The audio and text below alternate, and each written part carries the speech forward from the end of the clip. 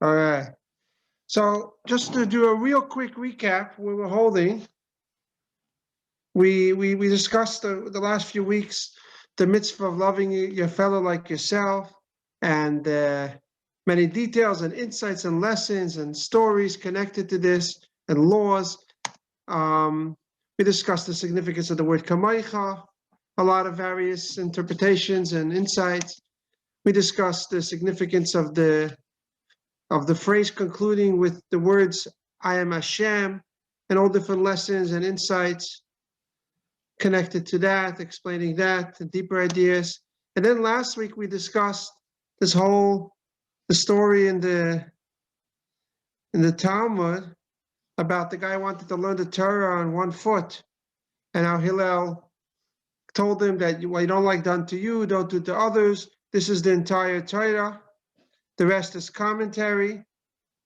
Right? This is very brief, not to dwell on it, but this is basically all the points we discussed in the previous weeks. And we're actually in the middle of the last point. We're in the middle of analyzing that story, that enigmatic story found in the Talmud and Tractate Shabbos about this mysterious convert who wanted to come and join Judaism, but he wanted the whole Torah on 1 foot. And we learned last week a lot of different ways to understand this, how this captured the whole Judaism. But now I want to continue with, we're actually holding number 7. I'm not going to go over all the previous ones, but just to refresh, that was the story. The whole story doesn't seem to make sense. Somebody comes, is this a joke? Ballet classes? What do you mean standing on 1 foot? Teach me the whole Torah. Right? There's got to be something deeper. The story is recorded in the Talmud. There was something more meaningful, more deeper going on. There must be more context to the story. It seems like almost silly. It seems like Shammai is right. Imagine someone comes to the rabbi these days and says, I want to stand on 1 foot and teach me the Torah. It's not serious. There's got to be a deeper meaning to the story. What's the deeper perspective? No. Okay. So, we have a guest over here. Okay. You're the guest. So we had just actually a few days ago in the Tanya, the Alter Rebbe brings this idea from Kabbalah. It's a mystical concept that every single Jewish soul, every single soul has to come down to the world again and again and again in a process known as reincarnation. And this is because it's impossible to fulfill all the mitzvahs. Go get a candy from the box. Go get some stuff. It's impossible to fulfill all the commandments in one lifetime, because some are only if you're rich, some if you're poor, some if you're male, some if you're female, some if you're priest, some if you're Levite, some in the Holy Land, some in the exile, some during the temple. There's so many different variables. You have to have certain circumstances for many of the mitzvahs to apply. Out of the 630 mitzvahs, most people cannot do them, and the key word is properly. With all the levels of our soul fully present and so on. It's a big challenge, and this is the story of creation of the world, that we constantly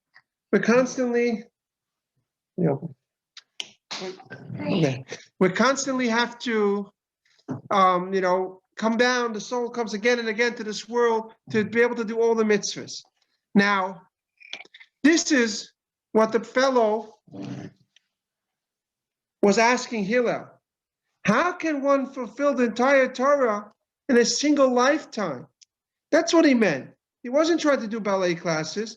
He wanted to fulfill the entire Torah on 1 foot. On 1 foot meaning one stand, one stay in this life. Regalachas can mean like one lifetime. And he wanted to know, is there a way that you don't have to keep going again and again, recycling the soul, coming down multiple times? And so Hillel told him, there's 2 ways. One way is to be very strong in your connection to other Jews. Then you can share the merit and the and the mitzvahs that the other Jews have. If you're very connected with other Jews, you will get the merit of their mitzvahs, and then your soul will not have to recycle, we reincarnate again multiple times. Because if you could really, really properly connect and bond with every Jew to the Jewish nation totally, then you get a connection to all their mitzvot, and then you don't have to do it again. This is the first way that Hillel was answering him. This is one way to fulfill the entire Torah in one lifetime, on one foot. What about, there's another way. The idach could also mean, before we translated it, that it means the rest. The rest is commentary. But the idach very often the Talmud means, and the other way, or another way, and that is pirusha. There's another methodology, there's another option. You don't want to keep coming down again and again to this world? There is another option. You could learn the parts of Torah that you're not able to fulfill. I brought here, I didn't translate this, but I brought here a section of the Talmud that says that Rabbi Yitzchak taught, what is the meaning of this phrase, this verse, Zois Tairas HaChatas, Zois Tairas HaAsham, Kala Isaac B'Tairas Chatas. What is the meaning? This is the Torah of the sin offering, and this is the law of the guilt offering. It teaches you, keeps saying this is the Torah of it. Whoever is involved properly, like really, really intensely occupied with studying the Torah of the laws of the sin offering, it's as if he offered a sin offering. And the same thing with the guilt offering. That is a very powerful idea, that through Torah you have the concept. Through learning Torah, you could fulfill the mitzvahs that you're not able to do physically. The Bachrim would say, there's sometimes yeshiva students, they're traveling and they like to immerse in a mikvah, so they didn't have a mikvah. Sometimes the mashpia would advise that Chassidim would say to learn the laws of purity, and that could sometimes be the next best option. But it's related to this idea. This is why in the prayers, every day in the morning prayers and in afternoon prayers, it's customary to add many verses about the sacrifices, because it's in lieu of actually offering them. We hope through our recitation and study of these words with the proper passion and application of self, we could have the merit as if we actually brought the sacrifice. So according to this, of course, it was a much deeper question. The whole story is much deeper. He was asking how to do Torah, how to become Jewish and fulfill the whole Judaism in one lifetime. And this is what Hillel was answering him, that this is the entire Torah is two ways. There's two ways to do it. He was telling him that through connecting to other Jewish people or through learning Torah. And that's what he was answering him. This is one deeper way to understand that whole story. Another way, it's also a little bit of a different take. We know that there are three major biblical holidays. They're known as the Shalosh Regalim because 3 times a year, they're pilgrimages. They used to go up to the Holy Land to visit the temple, to celebrate the holiday. Those 3 times, what are they? There's, of course, Pesach, which is the Seder time. What do we commemorate Pesach? The Exodus, of course, right? We went out of Egypt. It's very clear. We have a whole ceremony, a whole celebration, a lot of ritual laws and customs, and the commemoration is very clear. We went out of Egypt on that very day. Then we have the second biblical holiday, Shavuos, which is 7 weeks later. It's supposed to count, that's why it gets its name. We have the customs and the laws, and we eat dairy. We stay up at night. There's special. Some people decorate with plants. We read the 10 Commandments. Special scene. We have special prayers. What's the commemoration? Of course, what happened 7 weeks after the Exodus? We received the Torah. It's a very clear event a holiday, the celebration is very related to a concrete commemoration. We move on to Sukkot, coming up in a few weeks. This is the next one. I should say a good month and a few weeks. We celebrate with the booths at the special 4 species. And the commemoration here is to how God sustained us and protected us from the elements, from the dangers in the desert, also in connection with the Exodus. But the follow-up, how God continued to take care of us in the wilderness afterwards. And the booths supposed to remind us either the booths that they had literally, or according to some opinions, the clouds of glory that surrounded the Jewish people and protected them for the most of the time in the desert. A special miraculous protection from God that we remind ourselves by going into into special temporary booth for that week of Sukkot, for the week of Sukkot. So these 3 are very clear. There's 3 biblical pilgrimage holidays, and they have a very clear commemoration. But then there's one, the Shmini Atzeres, the holiday which is known as the 8th day, or the day it adds a day after Sukkot, and that's a very mysterious holiday. Now it became customary to do a whole dancing, Ahavas, conclusion, and restarting the Torah, but this is not mentioned in the Torah. It's just a custom that we do the Ahavas. In the Torah, it's not clear at all what is this holiday all about. What's the commemoration? What is it based on? What is its theme? This is a mystery. And this is what the convert was asking him. Saying, what's this 1 foot? Regel, like we mentioned before, is another name, a reference for the holidays. It's called Shalosh Regalim, the three like pilgrimages. So he wanted to know, what is this mysterious holiday all about? Okay, let me give you a warning now. I have some technical difficulties. I was hoping it would last longer, but my computer is acting up. The charger wasn't working the last hour. So I tried to conserve it. I tried all different tricks. If anyone is a techie, I don't know. But I might have to, if it does go off the screen, I'm going to go back on my phone. All right? So bear with me. I'll sign back in. But I just got a warning that my computer doesn't have a lot of power left.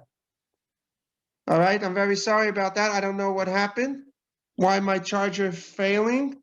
But if it does go off, and it might go off suddenly, I'm just going to try to log in with my phone and continue, because my phone is working. It'll be a little trickier how to get the slide, but let's do as much as we can. So let's move on. So what is the theme of this holiday? How is it presented in the sources? It's basically, it says, the Medrash relates, and Rashi brings it down in the Chumash. Rashi brings down that it's hard to say goodbye. We're celebrating with God. We're close to God. We have all the festive meals and the prayers, and it's a certain closeness to God that is achieved by the holidays. And when God says, like, you know what, stay one more day. Kasha alai pridaskem. It's difficult. Your separation is so difficult for me, which means literally, I want to stay more time with you. Let's stay one more day. That's how the Talmud, the oral tradition, explains the theme of this holiday, this extra day after Sukkot. But what's going on? There's 2 questions. First of all, why does it say your separation? It should say our separation. What kind of phrase is this? It says Kasha alai pridaschem. Your separation. It's usually, you want to say it's difficult for us to be separated.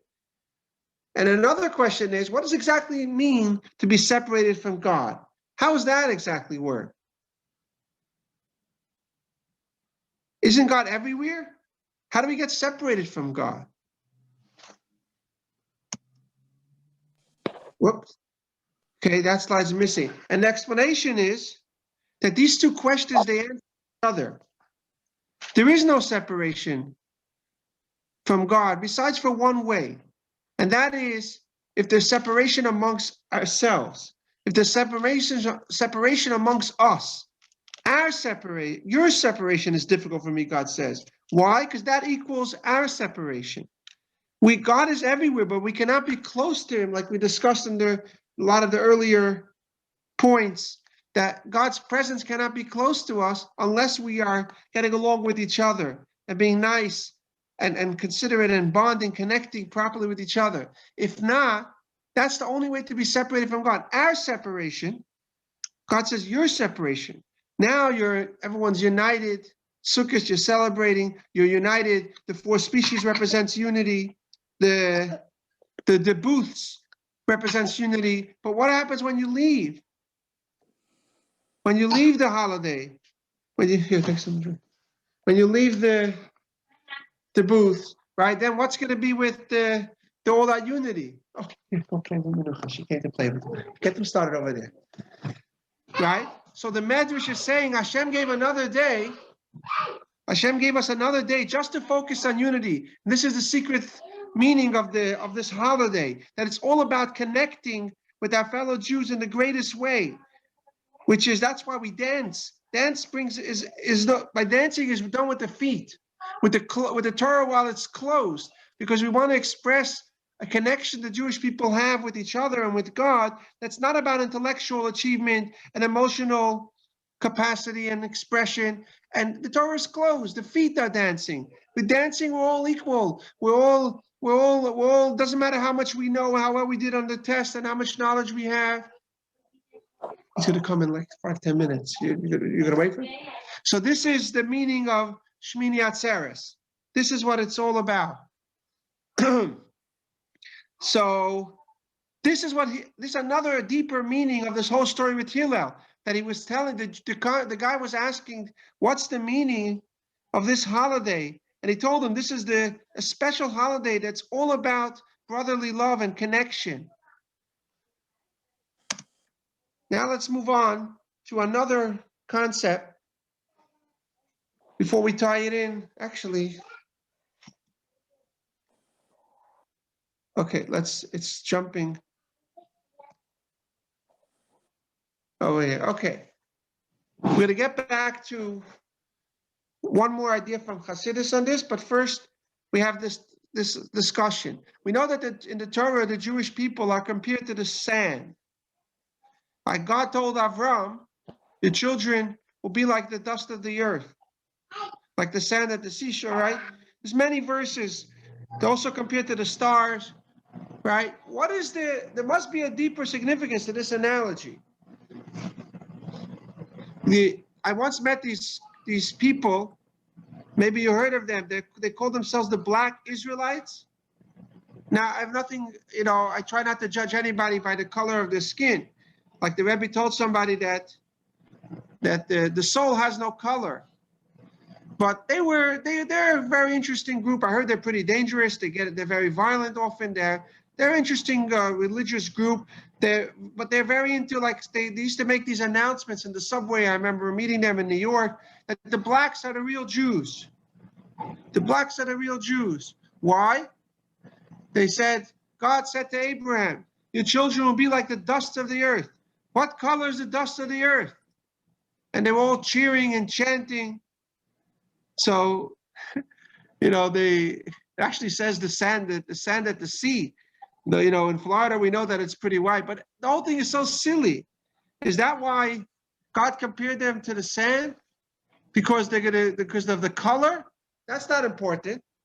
But we do know that every analogy in Torah does have infinite layers and meaning and messages and insights and relevance.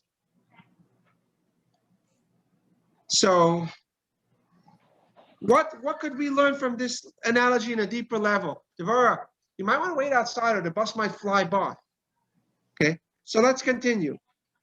I won't do it with you inside, but Barbanel says this following point that I'm about to share with you.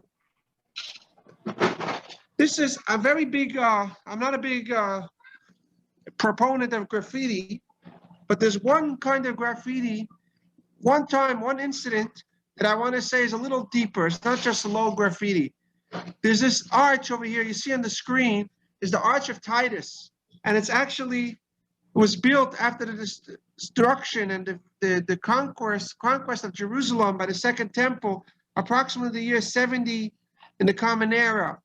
And at that time, you know, they made this victory march. Of course, they had Jewish slaves build it, and they over here. Have something. One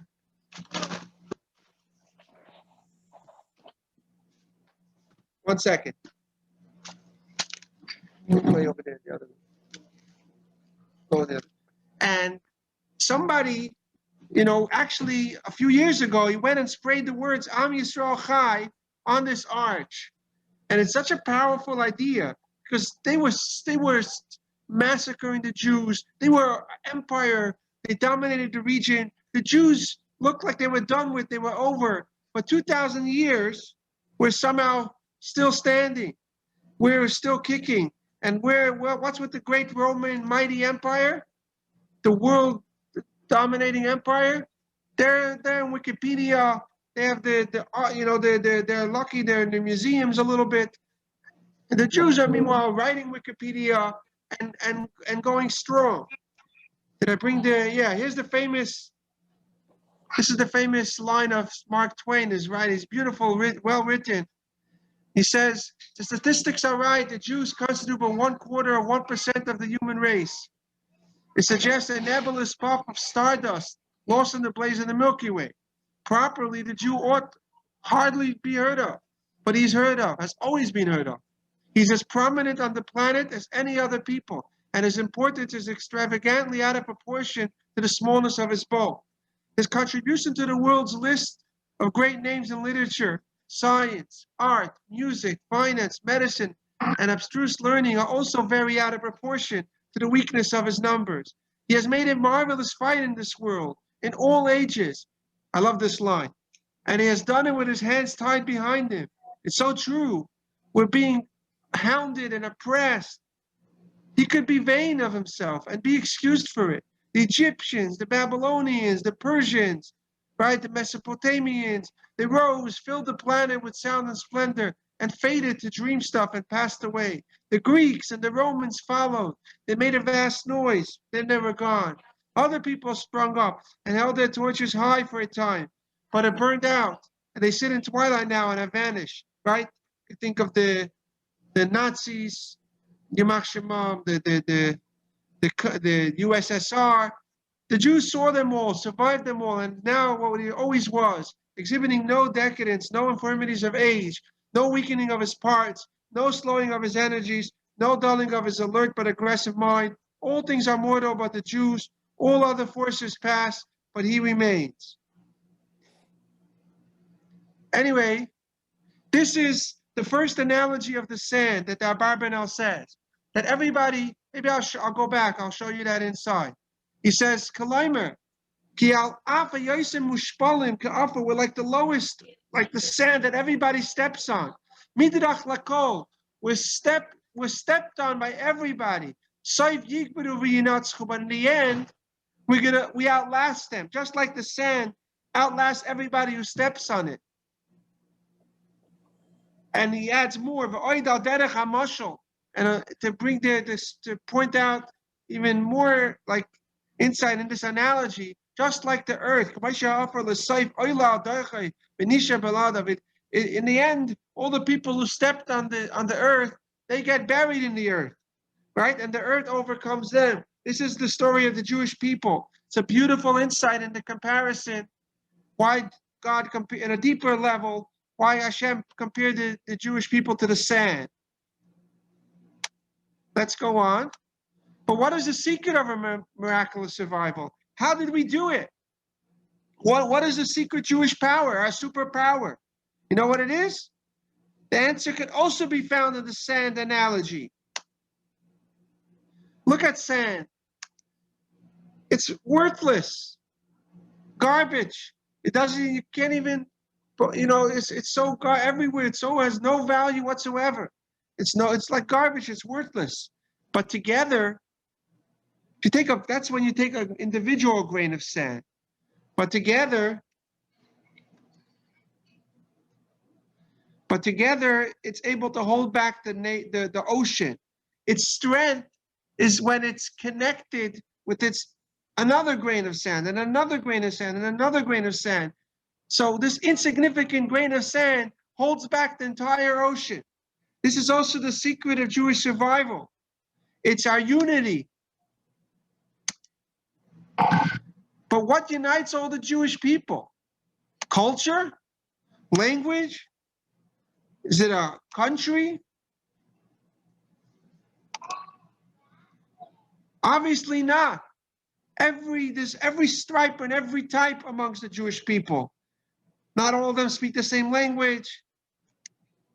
Not all of them, sorry, I'm going the wrong way, right? Not all of them know the same. We all have our special foods and our customs and our language, but there's nothing in common between them. There's some speak Hebrew, some speak Yiddish, some don't know it, but yet we're all Jewish. What really unites the Jewish people? What has kept us united as a nation and going on all this time, all these generations, while all those superpowers and other nations disappeared? And the answer is Torah. Our only thing we have in common, of course, is the laws of Hashem, our relationship with Hashem as expressed in Torah. Doesn't matter if you have a Torah scroll this way or that way, the Sephardic, Ashkenazic, and Yemenite, and there's no labels really. You live here, you have this language, it's irrelevant. We're all Jews together in a relationship with God. It's like one big, beautiful family. We're actually all like the spouse of Hashem, like we collectively, like we discussed already. But here's the biggest problem. But how can we be united, tolerant, accepting, and caring? Even when people have flaws, sometimes their behavior isn't so pretty. How could we actually have unity? We're saying that unity is a secret. But how do we achieve it? How do we overcome the challenges in this area? What about people that are annoying? We spoke about this, but here once again, the answer could be found in the analogy of the sand. Look at the sand. Look at the surface. It's garbage. It's worthless. It's just dirty soil, dirty sand. But if you dig deeper, all the precious, valuable commodities in this world, they all come from under the sand. I just got a warning from my computer that my battery's low. So again, I'll try to continue. Maybe I'll prepare it now.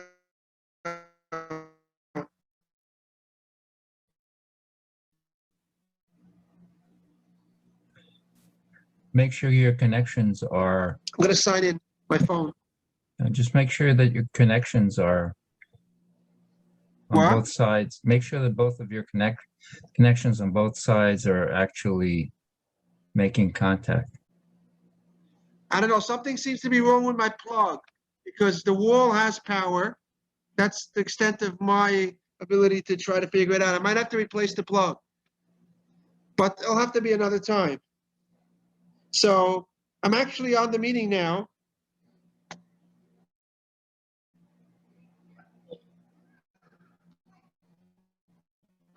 Recording in progress. Okay, I'll do as much as I could and then I'll... Whoa.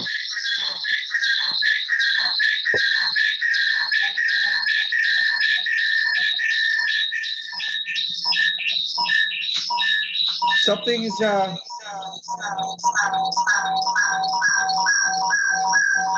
You're getting feedback. Yeah, it's terrible feedback. And so... Let me put it in another room. Yeah.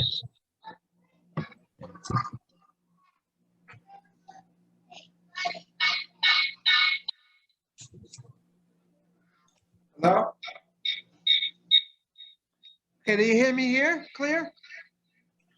Yes. All right. I Yes. set up our phone so I could continue there. Sorry about the technical difficulties. So this is the third analogy of the sand. That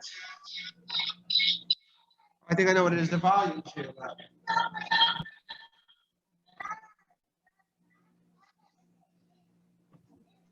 Okay. So everything. Sometimes on the surface it looks like garbage. It looks dirty. It's not so pretty. It's ugly. But that's only on the surface. You know where to dig. You know how to dig. If you dig enough, you find all the precious and valuable commodities on the planet can be found in under the sand. This is another secret how to look at the Jews and how to achieve unity. How to look at yourself, how to look at another Jew. This is the trick. How to overcome the ugliness. Hold on a second.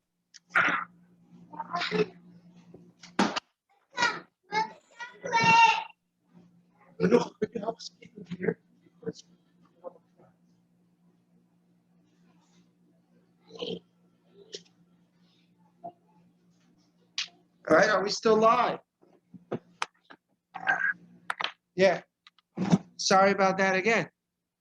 That was the wire got knocked out, but it seems that's not working anyway. So this is let's just review the three analogies to the sand, and we'll go back. We're now going to end up with the idea from Chassidus on everything we spoke about. So the first lesson of the sand was that we outlast everyone who steps on us, just like the sand. That's from the Barbanel. The second message was that the sand's strength is in its unity, right? One piece of sand gets stepped on. The reason it outlasts is it's connected with all the other sand. It doesn't just disappear when it gets stepped on. It always has its fellow piece of sand to join with and to hold with. And in the end, it overcomes. It holds back the ocean, so on, right? And the third lesson and that's the secret of Jewish survival is our unity, which is only through Torah. The only thing that truly unites the Jewish people consistently and predictably is our relationship with Hashem as expressed through Torah and mitzvahs. And then the third lesson of the sand is how to love another Jew, how to look at another Jew and yourself. That don't get caught up by the surface. It might look dirty and worthless, but inside there's always diamonds. There's always precious, beautiful soul that's always uncorruptible, untarnishable. No bad choices could corrupt this part of God that we have inside of us. So, by the way, the same three, we did the story last time.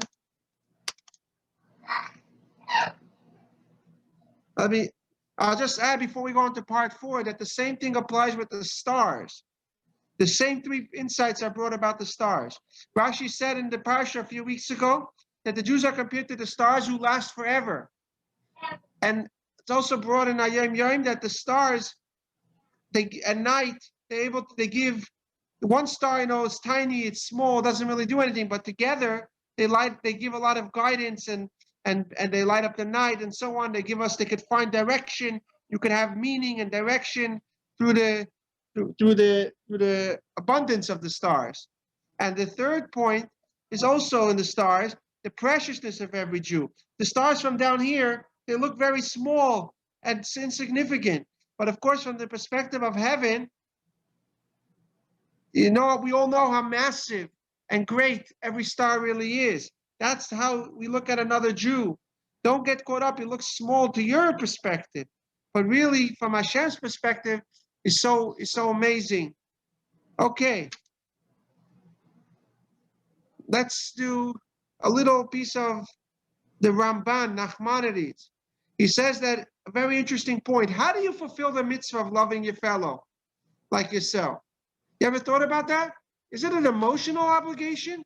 Do you have to generate emotions and feelings? Or is it just behavioral? The Ramban argues that it's not possible. It's not realistic to expect somebody. It's unnatural to actually love another person as he loves himself on an emotional level. It's not shaykh. It's not realistic. Here, let's see his words. It's just, we're programmed to be selfish. At a certain extent, our body, our animal soul is selfish. It's not bad, but it's just human. It's part of the human animalistic condition that we're selfish. We can't love another person like ourselves. So rather, the Ramban says clearly, the mitzvah is that you're supposed to love another fellow.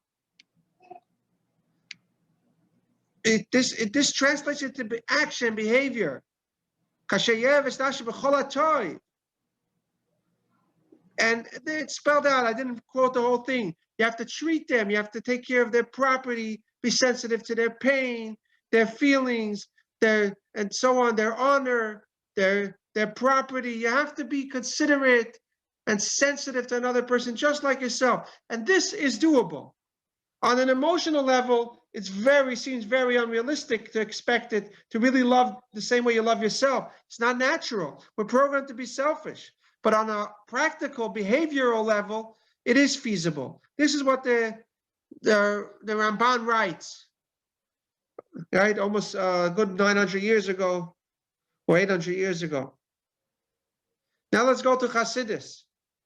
You know, what's the Bible of Chassidus? The written Torah of Chassidus is called the Tanya. The Tanya, authored by the Alter Rebbe, published a good 225 years ago, the late 1700s. It's like the classic Bible of Chassidus, it's known as. And the heart of the Tanya, which is chapter 32 in Hebrew, the letters for 32 actually spells the word heart. Lamed Beis means heart. And the heart of the Tanya, the Alter Rebbe dedicated the whole chapter to explaining this mitzvah. Because it's really the heart of the Torah. It's the heart of Chassidus. It's the heart of Judaism, is to love your fellow like yourself. What does the Alter Rebbe say there? Let's do a quick introduction. There's two perspectives in everything that exists. There's two dimensions. There's the body and the soul, the inner, the outer, right? Physical, the spiritual. Now, naturally, we gravitate more to the physical. We relate more to the body. That's much more natural. To food, to physical things. It takes work. Refining yourself, working on yourself to a little bit transcend and try to connect to a deeper perspective. But you could do this. You could, every time you make a choice between what your body's in the mood of, maybe some of you were in the mood of wasting time now and just, decompressing and doing something relaxing, and you decided, you know what, it's better for my soul to spend some time learning Torah, or the same thing with prayers, or you're not in the mood and you're tired and you're lazy and somebody asks you a favor. Each of these scenarios, if you put your soul first, you say from the level of soul, I'm going to do what my soul needs and what my soul wants instead of my body, you are strengthening your perspective.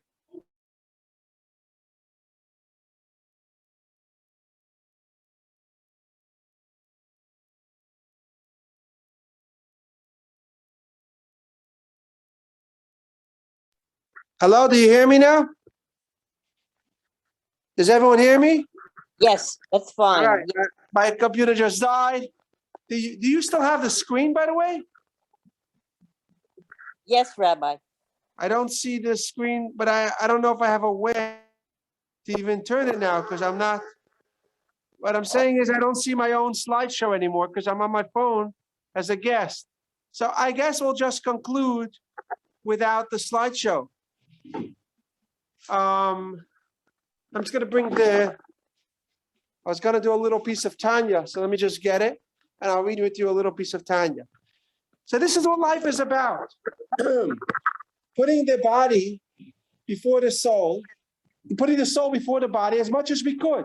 When we make choices, how we look at ourselves, how we look at others, This is what a Jew is constantly trying to do.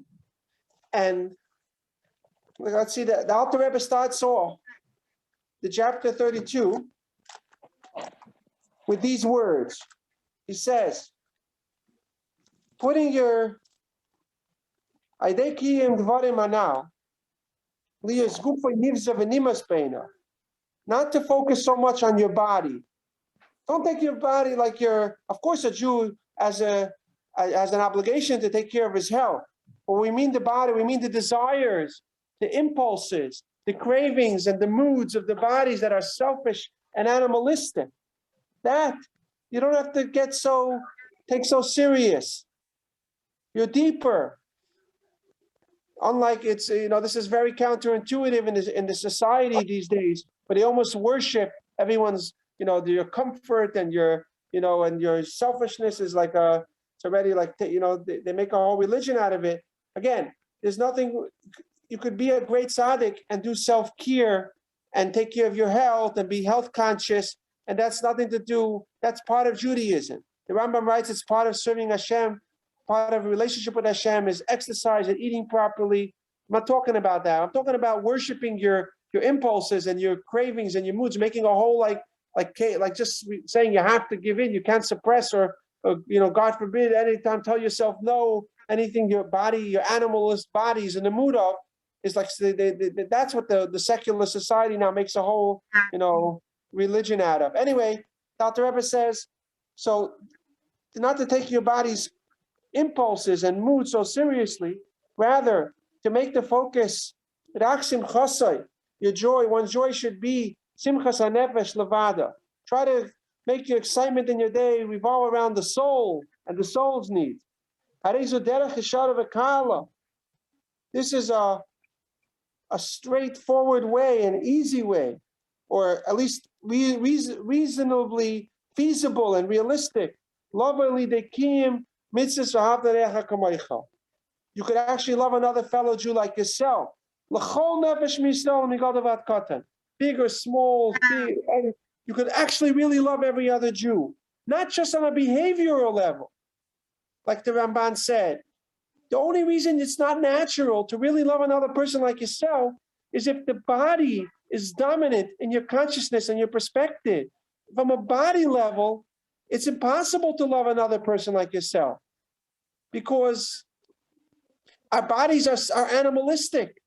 And if your body is strong in your consciousness and dominates your view, it's really impossible. The only thing that could be expected is behavior, to control yourself, at least treat a person properly. But the Alter Rebbe is arguing here that you could change this whole dynamic here. You could live on the level of a soul by making those choices and putting your soul first. Then it's actually, if you connect to the soul of yourself and to your fellow on the level of souls, it is not a contradiction to love another person like yourself because you are one. It's only the bodies that make it unnatural. But for the souls, it's very natural to love each other. Literally, as you love yourself, because you are really one on the level of the soul.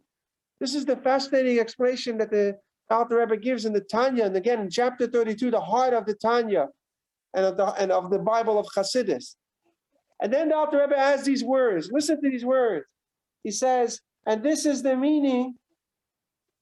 I'm skipping a little bit, but he says, "V'zeh shamar Hillel hazaken." This is the meaning of what Hillel the elder told the convert, Al Kiyam Mitzazu, that connecting with other Jews, Zeh kol haTorah kula, v'idach mirushahu. That the entire Torah comes down to this mitzvah.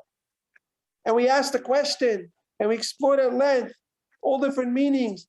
How is this the whole Judaism? What about Shabbos and holidays and tzitzis and tefillin and kosher and prayers?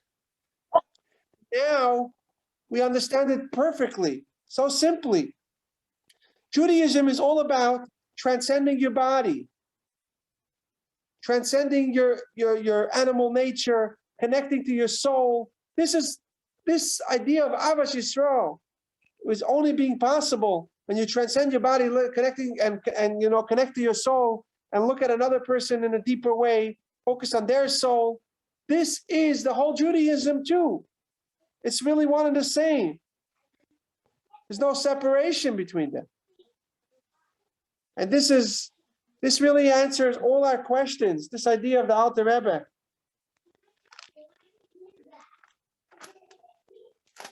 That the putting the soul before the body this is the whole Judaism. This makes it possible not just to love somebody on the level of behavior, but also, I'm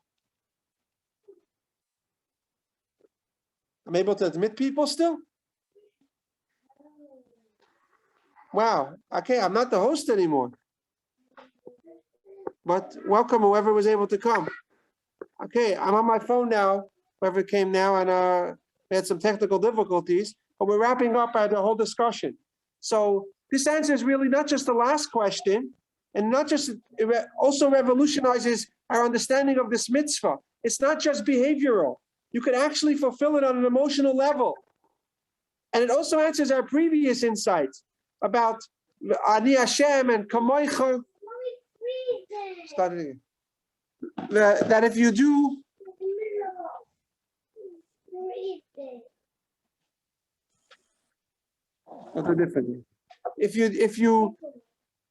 we asked the question, why does it need the word kamoicha, and why does it say Ani Hashem afterwards? Well, now with this insight we can also explain it. Kamoicha is telling you, how can you really love another Jew like yourself on an emotional level as well? It's not natural. The answer is kamoicha. The soul is exactly like you. You are really one and the same. You're not separate beings. That's only the body, which is separate and egotistical, that gets in the way. But from the perspective of the soul, you are one. What are you? What is the soul? Ani Hashem. The next words of the verse. It's a chelek elikami mal mamish.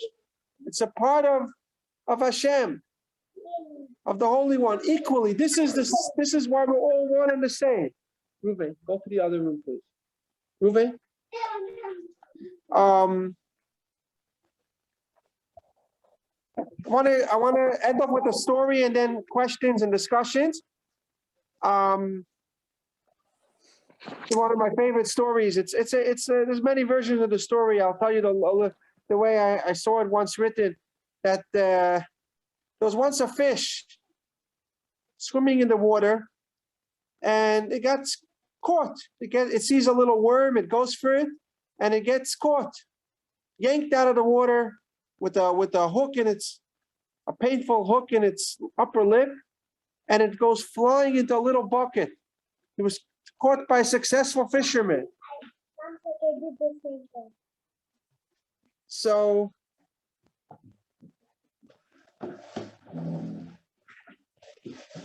you can imagine the fish's distress as it's taken out of its whole world, and it flies through the air and lands in a little bucket of water, like a prison with no space to barely move around. Everything got dark and depressing, and he's like, "What's happening to me?" But then he hears the fisherman say, "Ooh, this is a good fish. I'm going to take it to the king. The king loves fish." So the fish gives a little sigh of relief. Okay, it looks a little bad, but I'm sure things will get much better because they love fish. And sure enough, the fisherman takes this fish to the palace, and he goes to the back door to the kitchen, and he gives it to the chef. He sells it to him, he gives it to him, and the chef takes it and says, "Ooh, thank you so much. This is so special. The king really loves fish. Let me have it." And the fish thinks it's about to get better, the situation, because they love fish. They're going to probably start treating it better. But then the chef reaches into the bucket, and he pulls out the fish from the water, the little water that it had, and he throws them on the table. "Hey, what's going on? Hey, I can't live like this. It's just torture. What are you doing to me?" The fish is thinking, maybe it's saying it in whatever language it can. And the chef takes out a knife and starts getting ready to cut the fish. And the fish is like, oh no, something's going wrong. I thought they loved fish. What are they doing to me? And just at the last moment, a shadow appears in the door. The king himself will happen to be walking by. And he looks in and says, ooh, that looks good. A fish, I love fish. And the fish gets, wow, that was close. The king came just in time to rescue me. But then to his shock and his horror, the king says, let me take the knife, let me cut it myself. That looks so good. And he starts to cut the fish in two. Now the fish is dying, but with its last breath, it's not so known, but fish get one chance sometimes, once in a while, they get a chance to speak a little English. So the fish screams out to the king, you're a liar. You don't love fish. You love yourself. That's the story. It comes from, it's the original of the stories from the, not this version, but it comes from a great famous Hasidic master known as Mendel of Kotsk. He lived in the times of the Tzemach Tzedek pretty much. He was a good 150 years ago. He was a famous Hasidic master. He is known for his sharpness. He would bring out points very, very, creatively and sharp. And he was bringing out to his Hasidim, and what we all so often we say, we use the word love, we mean fish love. We love chocolate, we love pizza, we love fish, we love sushi, we love ice cream. That's not love. You don't love any of those things. You love yourself. You love the way it feels on your taste buds, or satiates your stomach. Usually the taste buds more than the stomach, right? We'd eat differently if we focused on our own health, right? That's not love. The definition of love, according to Torah, the word ava, the root of the word ava, love, is actually hav. It means to give. It's related to the concept of giving. It's not about receiving what's in it for me. Love is all about what you could do for another, how you want to, and you connect when you give to someone, and you get closer to them when you give.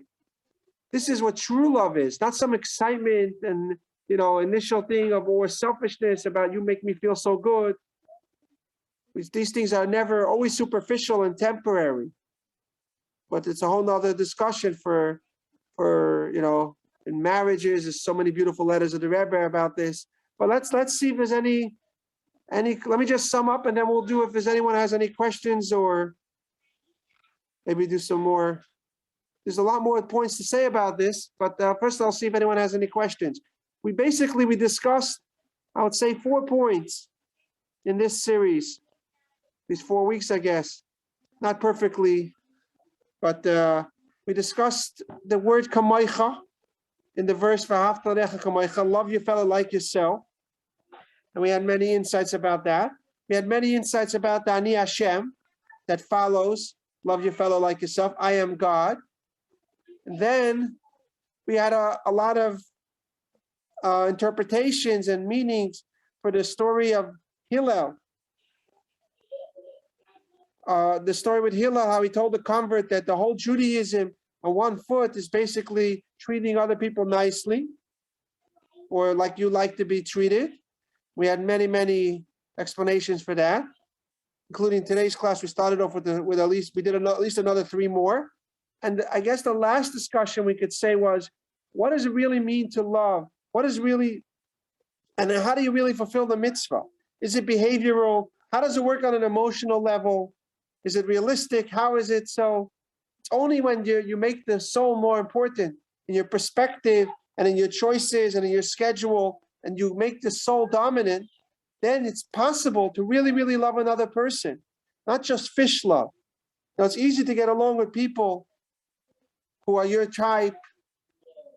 They're pleasant. They have the same political views or the same clubs as you and perspectives, and they don't then you can get along with them. But that's not Ahavas Yisroel. That's in a way that's Ahavas Atzma. That's you like yourself. They enhance you, and they enhance your Shabbos table. So you like them. You're not really focusing on them. But then there's the real Ahavas Yisroel. When it kicks in, when there's somebody's annoying, somebody's different, it's strange, it's awkward. There's a wire here. You can't go. You have to go the other way.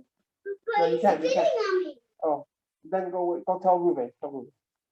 Okay, so this is when real love comes in. I'll share with you a nice line I heard.